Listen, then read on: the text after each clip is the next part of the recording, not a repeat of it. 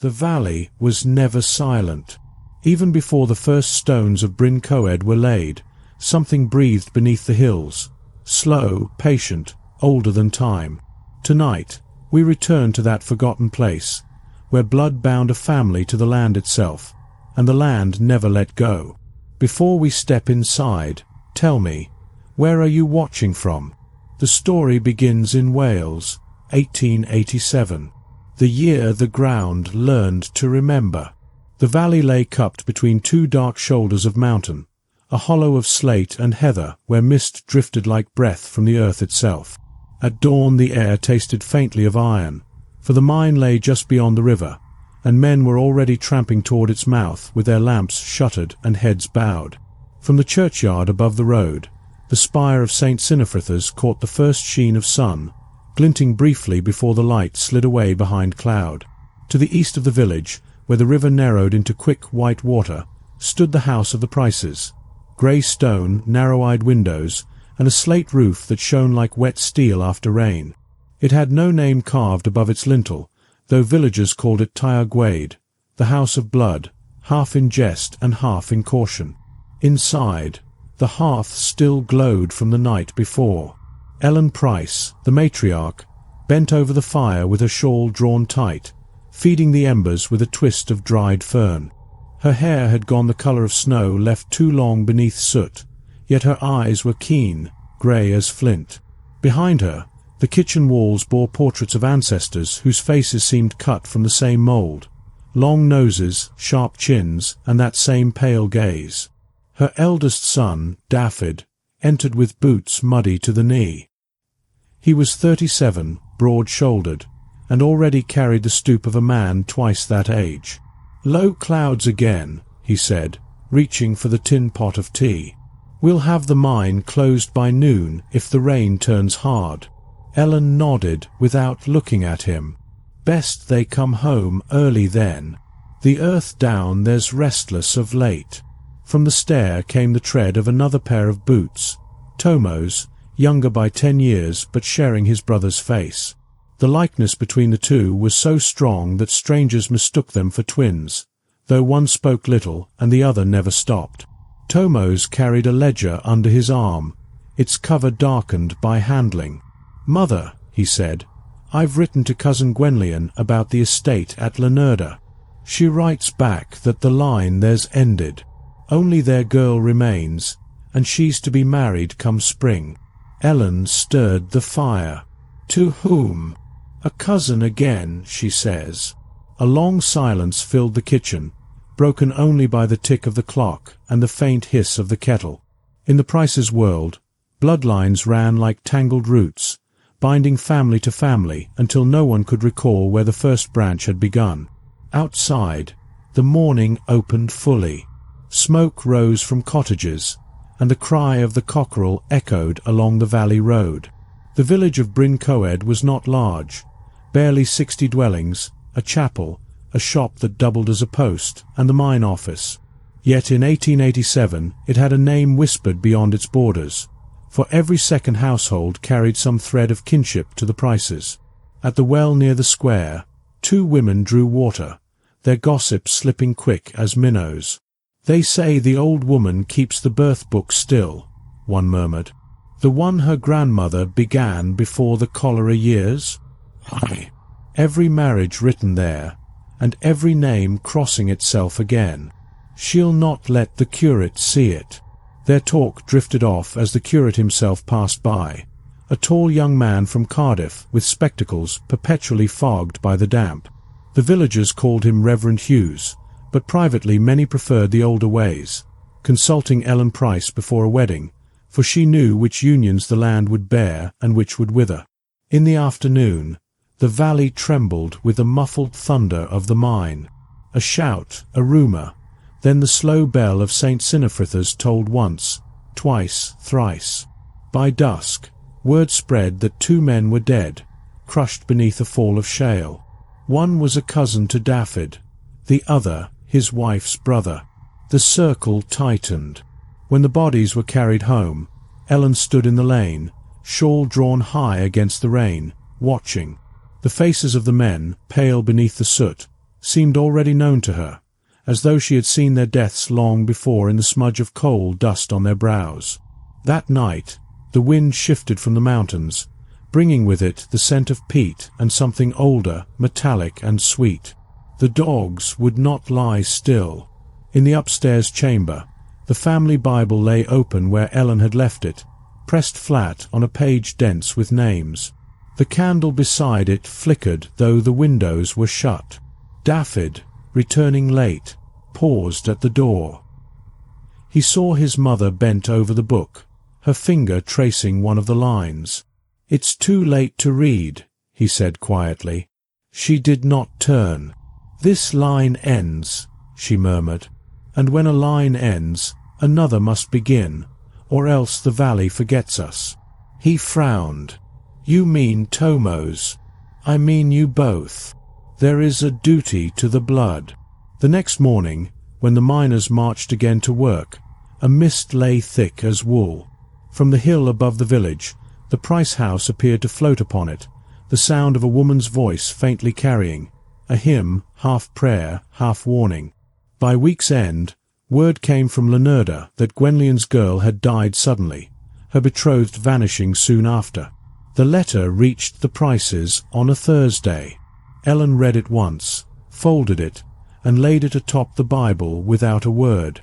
That evening, Dafydd went down to the river to check the sluice gates.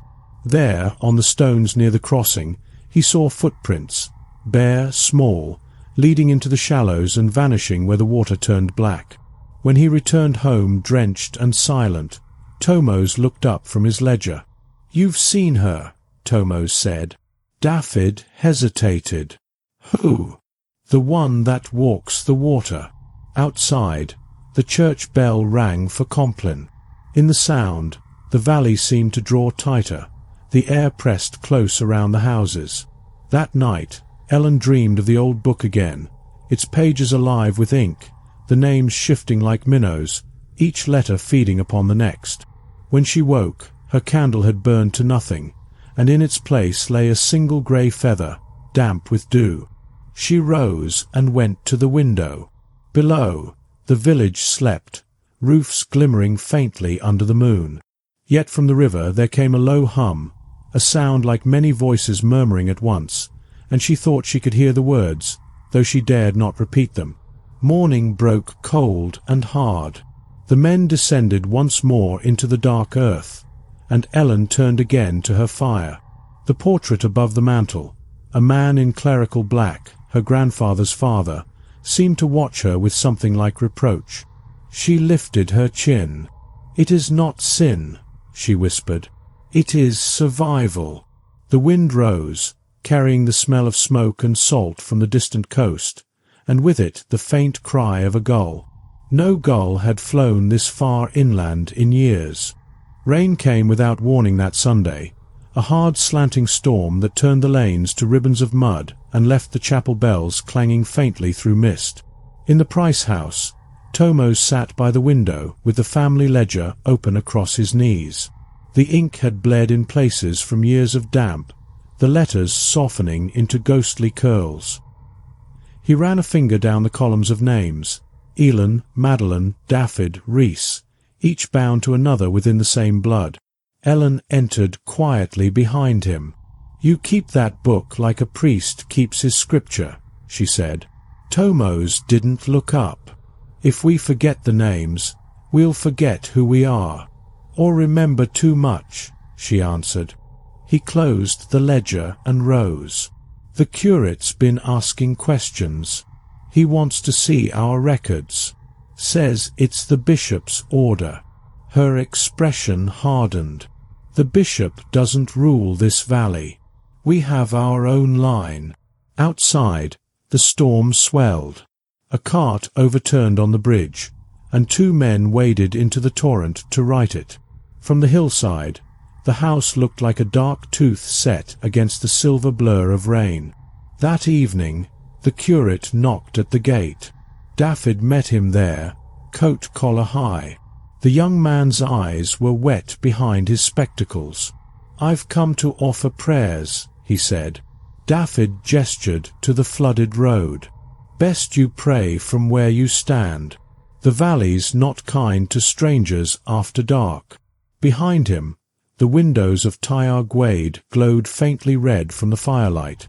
Inside, Ellen turned the Bible's pages until she reached the blank space after the last entry.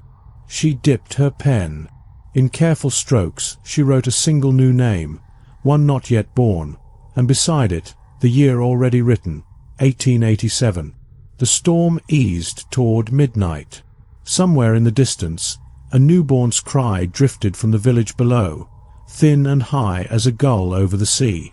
Ellen smiled faintly at the sound. "The valley remembers," she whispered. The next morning broke strangely clear. Mist lifted from the valley like smoke from an unseen fire, revealing the roads slick and shining, the fields bowed with water. The mine stood silent.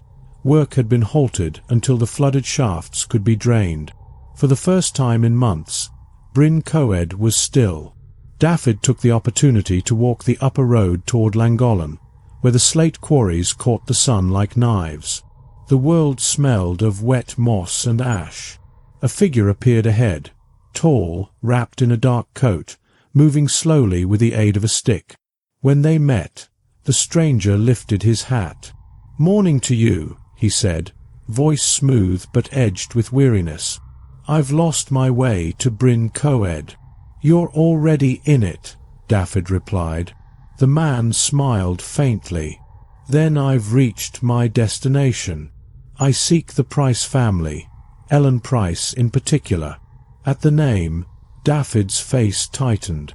"And who might you be to her?" "A cousin," the man said after a pause. "Or something like one. My mother was of her line before she married into the north. I've come to see what blood remains." They walked the rest of the way in silence. The stranger's boots left dark prints in the mud, precise and heavy. When the house came into view, he stopped and stared at it for a long time, as though it were something remembered from a dream. Inside, Ellen waited by the hearth. The stranger bowed when he entered, his eyes studying her face. "You've the look of our people," she said quietly. "So they tell me," he answered. "I've come to pay my respects, and perhaps to stay a while, if there's work." Tomos fetched a chair. "There's always work," he said, though his tone carried no welcome. They learned his name, Rhys Evan Price, and that he hailed from Bangor, where he'd been apprenticed to a surveyor. He knew figures and maps, the shape of land beneath ground, and when he spoke, his words held a northern rhythm unfamiliar to the valley's ear. That night, as he sat near the fire, Ellen asked, "Do you believe in the duty of blood, Rhys?" He smiled without showing teeth. "I believe in what keeps a name alive." The flames cracked. Outside, wind pressed against the shutters, carrying with it the faint echo of a hymn sung somewhere down the lane.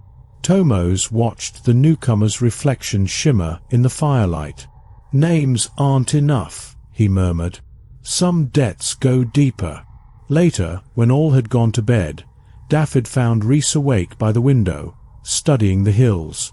"You'll find little fortune here," Dafydd said. "I didn't come for fortune," Rhys replied. "I came for belonging." From the darkness below came the low hum again, the river whispering, the same rhythm as before. Rhys tilted his head, listening. "What's that sound?" he asked. Dafydd hesitated.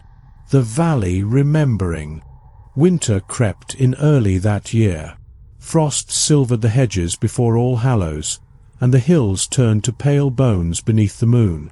Bryn Coed gathered close upon itself, smoke rising from the chimneys, shutters latched against the long nights. Within the Price house, a quiet urgency settled. Ellen moved through the rooms with purpose, setting out candles, polishing the silver cups that had not been used in years. She ordered bread baked and cider mulled, as though for a wedding or a wake, though no one in the village had been called to either. Tomos asked her at last, "What is all this for?" "For remembrance," she said simply. and for binding. The year must not end unmarked. When the first snow fell, she sent Dafydd to fetch the curate. The young man arrived reluctant, his horse sweating from the climb. The sight that met him in the kitchen stole his words. A table laden with food, branches of rowan hung from the beams, candles burning in a circle on the floor. "This isn't church custom," he said uneasily. "It is older," Ellen answered. "Older than your books." The family gathered at dusk. Ellen, Dafydd, Tomos, and Rhys, the newcomer who now carried himself as if he'd always belonged. Each wore a thread of red wool knotted around the wrist. Ellen spoke first, her voice steady. "Our blood runs one, as it has since the mountain gave it to us. We eat and drink as those before us did, that the line be not broken." The curate hesitated, crossing himself. "You mean to bless your own kinship?" "We mean to seal it," Rhys said softly. They ate in silence for a time, the fire hissing in the hearth. Outside, the snow thickened. When the candles burned low, Ellen took up the family Bible, its spine creaking. She turned to the blank page where she'd written the unborn name and looked to Rhys. "You will take our name," she said, "not as guest, but as blood." He inclined his head, neither surprised nor afraid. "Then so it shall be." She pricked her finger with a pin, letting one drop of blood fall onto the page. The others followed, each in turn. The curate rose in protest, but Ellen's gaze stopped him cold. "Do not fear it," she said. "It is only what the land demands." A gust of wind struck the windows then, rattling the panes, and one candle guttered out. The shadows lengthened, swaying like branches underwater. When it was done, Rhys lifted his cup. "To the valley," he said. "To the valley," they echoed. Outside, unseen in the snow, the river stirred against its banks, carrying the echo down through the dark fields like a vow remembered. And in the ledger upstairs, the ink of the new entry bled slowly outward until the names were joined, old and new, past and present, one line indistinguishable from the next. Snow still clung to the hedgerows 3 days after the binding feast. The valley lay hushed beneath its white skin, the air brittle and bright, as if the world had been scoured clean of sound. Yet inside the Price house, the hush felt different, thick, pulsing, aware. The walls seemed to breathe when the fire flared, and even the clocks ticked a little out of rhythm. Ellen kept to her chair by the hearth, a blanket across her knees, her eyes fixed on the slow melt of wax down the last candle from the feast. She had not spoken much since that night. Tomos and Dafydd whispered about her silence, though neither dared disturb it. Rhys alone moved easily through the house, as if he had always known where each board creaked and which latch stuck in the cold. By the second morning he had gone down to the mine, offering his skill with measurements. The foreman, wary of strangers, refused at first, yet when Rhys knelt beside the shaft and ran his fingers over the frozen ground, he spoke of water veins and hollow chambers in a tone so certain that the men fell quiet. He mapped the tunnel walls by touch, and before dusk the foreman was asking him to return. The Prices heard of it that evening. Dafydd frowned. "He's making himself at home faster than a cat in a dairy." Tomos looked toward their mother, who gave no answer. Only when the wind rose outside did she stir, murmuring, "The valley keeps what it calls." That night the lamps burned low. The family slept lightly, for the house carried a faint vibration, an underhum, like the murmur of a river heard through stone. Rhys, alone in the guest room, dreamed of black water flowing beneath the floorboards, of faces drifting just below the surface. When he woke, frost rimed the inside of the window, and a single drop of water hung from the latch, trembling. Morning came colourless. In the village, the curate found strange prints by the chapel gate, bare feet, small, leading nowhere. He spoke of it to no one, but that Sunday he prayed longer than usual and left his sermon half finished. At the mine, Rhys's suggestions proved true. The men dug where he told them, uncovering an old timbered passage thought long collapsed. In its walls lay seams of darker slate, richer than any before. The foreman declared a feast day. Work would double, profits follow. Yet when Dafydd descended to see the new tunnel, he felt the earth shiver around him. The air was different there, wet, metallic, humming softly. In one corner lay an old pick, rusted to a dull red. The initials carved on its handle were E.P. Dafydd's breath caught. He remembered tales of the first Ellen Price, the one buried a century ago whose dowry had purchased the mine. She was said to have vanished underground one storm-torn day, her body never found. He left the shaft shaken, saying nothing. But that night, as he crossed the yard, he saw Rhys standing by the well, his breath rising in white plumes. "There's something you should know," Dafydd began, yet the words faltered. Rhys's eyes gleamed in the lantern light, grey, familiar, utterly calm. "I already do," Rhys said. "It's in the blood, cousin." By midwinter, small changes crept through Bryn Coed. The river no longer froze solid, but flowed with a faint warmth, melting the snow nearest its banks. Cattle refused to graze by the lower field, and dogs barked at nothing come dusk. Children began to hum a tune none remembered teaching them, a slow rise and fall that matched the rhythm of the valleys under Hum. In the Price house, Ellen's strength waned. She ate little, sleeping through the afternoons. When awake, she sometimes mistook Rhys for her father, or for the portrait above the hearth. Once she gripped his hand and whispered, "You've come back, then. The line holds." Rhys only bowed his head. Tomos kept the ledger near him always now. He recorded births, deaths, weather, the phases of the moon. Between the neat columns he began adding notes. River high again, voices near the gate, dreamed of fire under water. His handwriting grew smaller with each entry, as if the paper itself demanded more room. One evening he found Rhys in the cellar, a lantern on the floor, the walls chalked with circles and numbers. "What are you doing?" he asked. "Measuring," Rhys replied. "The foundations breathe. I can hear them." Tomos stared at the markings, spirals that seemed almost to move in the flicker of the light. "You're bringing something up." Rhys smiled faintly. "Not up. Out." On the first day of February, the thaw came sudden and fierce. Snow vanished overnight, leaving the valley slick and shining. The mine flooded, the tunnels filled with water that steamed in the cold air. The foreman swore and blamed the melt, but Dafydd knew better. He heard the water sing.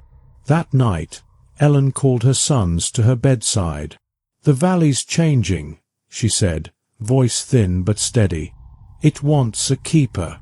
The blood must choose." Tomos knelt. "You mean Rhys?" She nodded slowly. "He carries what you no longer can. You and Dafydd are of the valley's flesh. He is of its spirit. When I go, one of you must follow him." Dafydd rose, shaken. "We're not priests to some mountain god, mother. We're miners, farmers, men." But she smiled, almost kindly. "And what feeds men but the earth? Every bite of bread, every breath you take, her gift. We pay our debts." Later, when her breathing steadied into shallow sleep, the brothers sat in the hall. The clock marked each second like a hammer striking stone. "She's dying," Tomos said. Dafydd stared at the fire. "No, she's joining it." At dawn, Ellen Price was gone.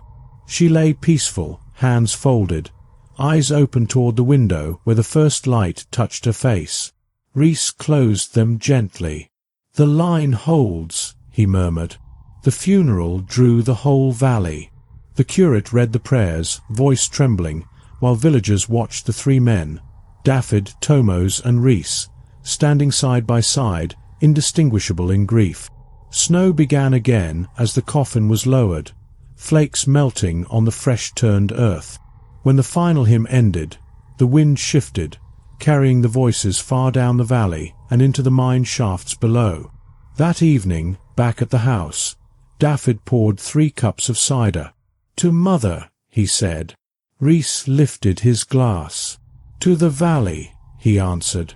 Tomos hesitated, then drank. The cider burned sweet and sharp. Outside, the river swelled against its banks, whispering like a crowd gathered in darkness. The thaw did not end with Ellen's burial. By March, the valley steamed like a cauldron each dawn, a low mist rising from the river even in sunlight. The villagers said the ground had grown warm beneath their feet. Seeds sprouted too early, the hens laid twice as many eggs, and the sheep bore twins. Yet no one called it blessing. The air had changed, too heavy, too alive. Rhys took to walking before sunrise, tracing the course of the river from the bridge to the mine and back. He spoke little now, though sometimes he was heard humming a tune that had no melody, only a rhythm that matched the pulse beneath the soil. Tomos kept the house ledger and rarely left Ellen's chair, as if guarding her absence. Dafydd tried to keep the mine running, but more men fell ill each week. Fever, trembling, dreams that made them fear the dark. One morning, the curate came again. His face was thin, the skin under his eyes bruised with sleeplessness. "I must speak with you," he said to Dafydd. "The people are frightened. They say there's singing under the ground." Dafydd met his gaze, weary. "You think I don't hear it? It's in the walls, in the stones. Even the clocks keep time to it." The curate swallowed. "Then stop the mine. Seal it. Before—" A sound interrupted him, faint but clear, the echo of voices rising from the valley floor, layered and distant, as if a choir sang beneath the river. Both men turned toward the sound. It lasted only a moment, fading like breath on glass. Rhys appeared in the doorway behind them. "You can't stop it," he said. "You'd silence your own heartbeat." That night, lightning struck the ridge above Bryn Coed. No rain followed, only a trembling in the ground that rattled every window pane.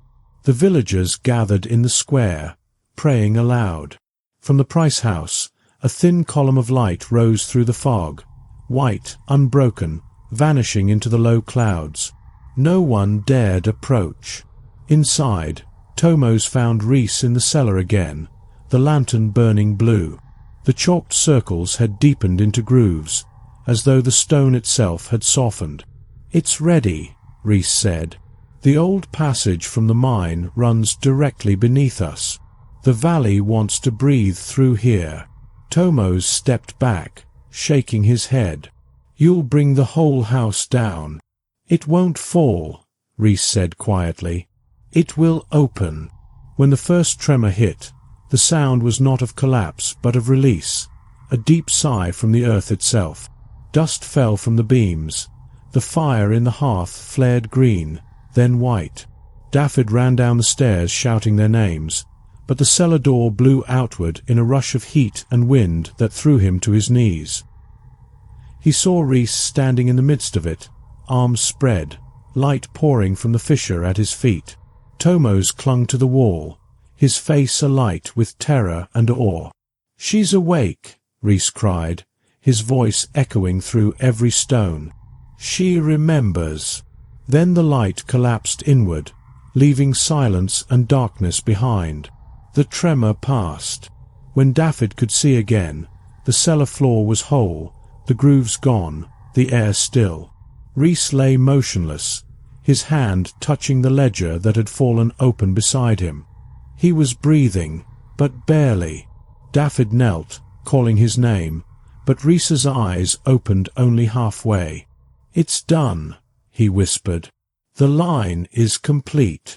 Outside, the river's voice rose louder than before, carrying through every street of Bryn Coed. and though no one said it aloud, each villager felt the same truth settle on them like mist. The Price blood had sunk too deep to ever be separated from the valley again. Spring came uneasy. The grass grew taller than a man's knee, lush and dark as velvet, but few dared to walk the fields. The river ran high all through April, whispering day and night, the same restless tune that had haunted every dream since the tremor. Rhys recovered slowly. For a week after the cellar light, he spoke nothing, his skin pale as wax. When at last he rose from bed, his step left faint marks on the wooden floorboards, as if the damp earth still clung to him. Tomos followed him everywhere now, wary but unable to turn away. The ledger lay always open on the table, a new page begun in Rhys's handwriting. The letters were strange, their loops tight and coiled, not quite English, not quite Welsh. Dafydd tried to hold the mind together, though men deserted in fear. Tunnels buckled overnight, lanterns hissed out without cause. He spent his days underground and his nights in silence, nursing ale by the hearth. Some mornings he woke with his hands raw and blackened, though he could not recall work or fire. The curate's sermons turned to warning. "The land is not ours to command," he told the thin crowd at St. Sinifritha's. "When men bind themselves to what is beneath, it will claim its due." But half his flock no longer came. They whispered that the Price family had become part of the valley, and that nothing human could undo what had been sealed. One evening in May, Rhys went down to the river and stood upon the stepping stones where the water split in two currents. Tomos watched from the bank.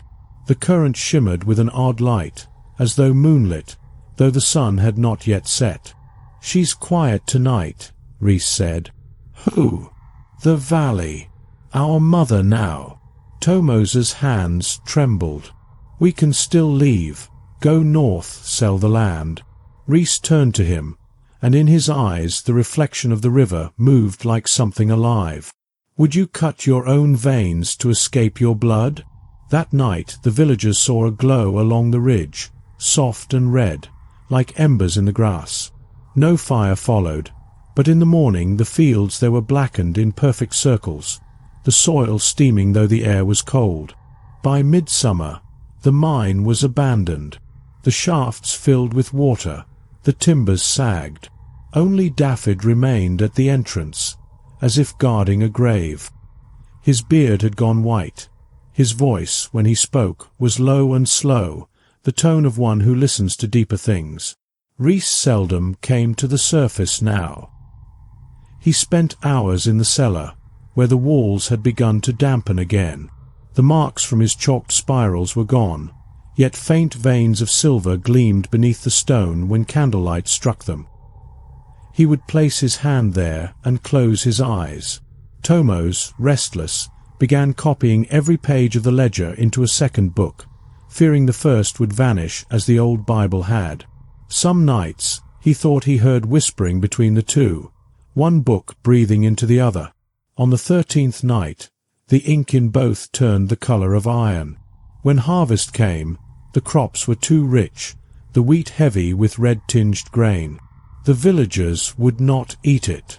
The Price fields were left untouched, and the wind carried their scent far, sweet, metallic, unforgettable. In November, the curate disappeared. His horse was found by the bridge, reins trailing in the water. No body was recovered. That same week, Dafydd sealed the mine gates with stones from the river, murmuring as he worked. "Sleep now," he said, though whether to the valley or himself none could tell. Tomos wrote the final entry that winter. "The singing has softened. The house is still. Yet every night the earth breathes warm through the floor, as though we live above a great heart. Rhys says it will rest soon. I do not know if he means the land, or us." Outside, snow began again, gentle, endless. In the hearth, the last of Ellen's candles burned to nothing, leaving only a thin red thread of wax on the stone. And when the clock struck midnight, its echo did not fade, but folded back on itself, steady, rhythmic, alive. By the turn of the new year, Bryn Coed had almost ceased to speak of the prices aloud. Doors stayed bolted after dusk. Travellers avoided the valley road. Only smoke from the slate-roofed house showed any sign of life, a thin grey thread winding upward on windless days. Tomos kept to the upper rooms now, writing by the dim light that bled through frost-blurred panes. He no longer dated his entries. Time had lost its edges. Below him, Rhys worked in silence. Sometimes Tomos felt the vibration of tools, sometimes only the slow, patient heartbeat of stone. Dafydd came less often from the mine gate he guarded. When he did, his beard carried dust that glittered faintly, as though the slate itself had powdered him. He spoke few words, but once, standing by the hearth, he said, "The tunnels breathe again. Something's moving deeper than before." Rhys looked up from the cellar stair. "Then the valley is alive. Let it grow." That night, the ground swelled slightly around the house, a soft heave like the rise of a sleeping chest. Frost cracked along the garden wall, and the rowan tree split down its centre, revealing a hollow that glowed faintly red inside. In February, Tomos ventured out to the ridge.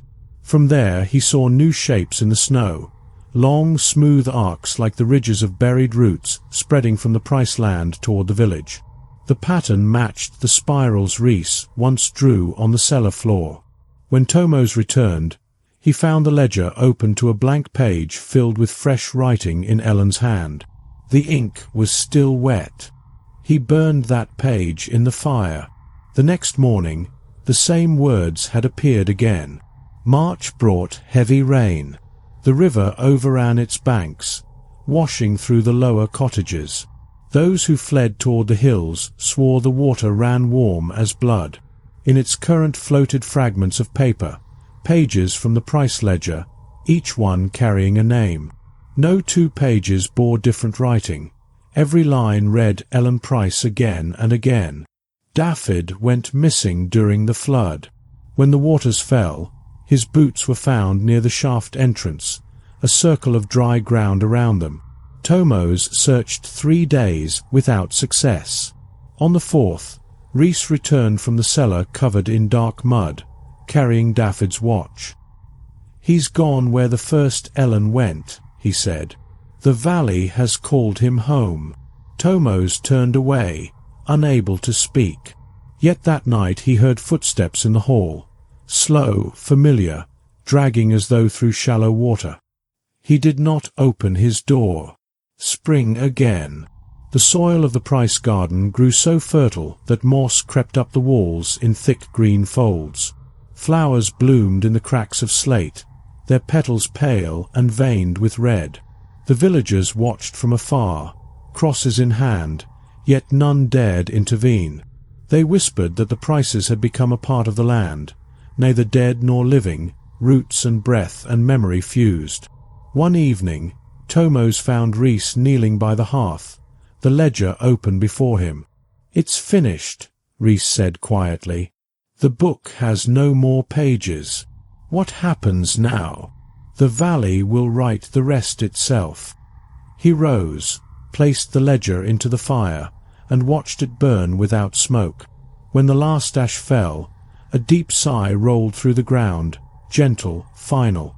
Then silence, real silence, for the first time in years. Rhys looked to Tomos, eyes bright as the river at dawn. "You hear it?" Tomos listened. Nothing, only the crackle of cooling embers. "The singing's gone," he said. "It isn't gone," Rhys whispered. "It's beneath us, quiet now, like roots waiting for spring." Outside, the night wind rose and carried the scent of wet earth through the broken rowan tree. Somewhere far below, the river turned once, slow and certain, as if rolling in its sleep. By midsummer, no smoke rose from the Price house. The front gate leaned open, the path overgrown with red-tipped grass. Children dared one another to climb the hill, but none reached the door. The air grew thick halfway up, humming faintly in their ears. Inside, dust drifted through still rooms. The ledger's ashes rested cold in the hearth, yet faint words had begun to appear on the stone itself, seared into it like brands. Each night brought new lines, names, dates, sometimes a single word. Listen. Tomos kept to the upper chamber. He had stopped writing altogether, though sheets of paper littered the floor, covered in faint, repeating circles traced by an unsteady hand. His eyes had changed colour, a pale silver that caught even the weakest light. Rhys no longer looked like the man who had walked into Bryn Coed the previous winter. His hair had turned nearly white, his face lean as bone. He seldom ate, yet his strength grew uncanny. Often he stood by the garden wall, hands pressed to the damp stone, murmuring softly as if answering something only he could hear. "The valley is calm," he said one evening. "It has taken what it needs." Tomos shook his head. "It's taken everything." "Not everything," Rhys replied. "It leaves an air." The next weeks passed in a fevered quiet.